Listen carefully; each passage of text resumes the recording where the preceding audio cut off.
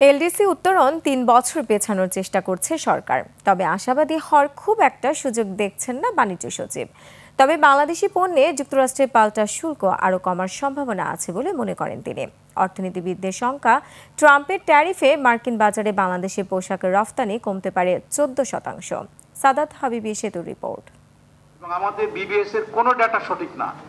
এই মুহূর্তে দেশের অর্থনৈতিক অঙ্গনে বড় আলাপ এলডিসি উত্তরণ এবং ট্রাম্পের বাড়তি শুল্ক। এসব বিষয় নিয়ে পর্যালোচনা করতেই গবেষণা প্রতিষ্ঠান research and policy integration for development র্যাপিডের এই আয়োজন।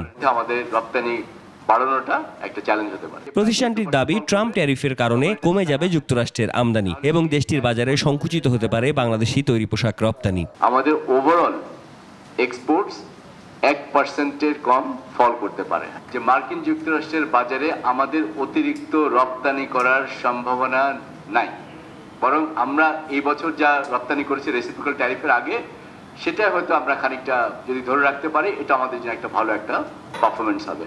যুক্তরাষ্ট্রের বাজারে রপ্তানির ক্ষেত্রে বাংলাদেশে 53% পণ্যের উপর এখন 35 থেকে 40% শুল্ক গুনতে হবে। সেই হিসেবে দেশটির রপ্তানির প্রায় অর্ধেক পণ্যের উপর প্রকৃত শুল্ক 45%-এর আশেপাশে, যার প্রভাব পড়তে পারে ইউরোপের বাজারেও। সবাই তখন চেষ্টা করবে ইউরোপিয়ান ইউনিয়নের বাজারে অতিরিক্ত বিক্রি করার জন্য। যে বাজারে সবাই বিক্রি করতে চাচ্ছে, সেই বাজারে বেশি সাপ্লাই হওয়া মানে হচ্ছে ওই বাজারের দামটা কিন্তু কমে যেতে পারে। এখন ইউরোপিয়ান ইউনিয়নে আমরা হচ্ছে বিশাল সাপ্লায়ার, ওই বাজারে যদি দাম কমে তাহলে কিন্তু আমাদের রপ্তানি প্রবৃদ্ধির উপরে সেটা আঘাত করবে।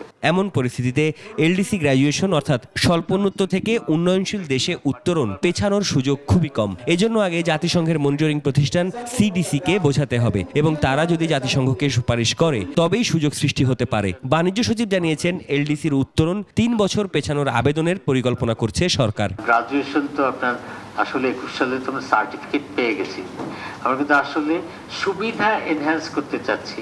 কেউ সুবিধা মানে কম্পিটিটররা সুবিধা এনহ্যান্স করার সুযোগ দিতে চায় না, এটা হোপ জন্মানোটা উচিত হবে না। আমরা একটা চেষ্টা করছি যে আপনার ধীরে ধীরে অগ্রসর হয়ে এলডিসি গ্রাজুয়েশন যদি আমরা 3 বছর ডিফার করতে পারি।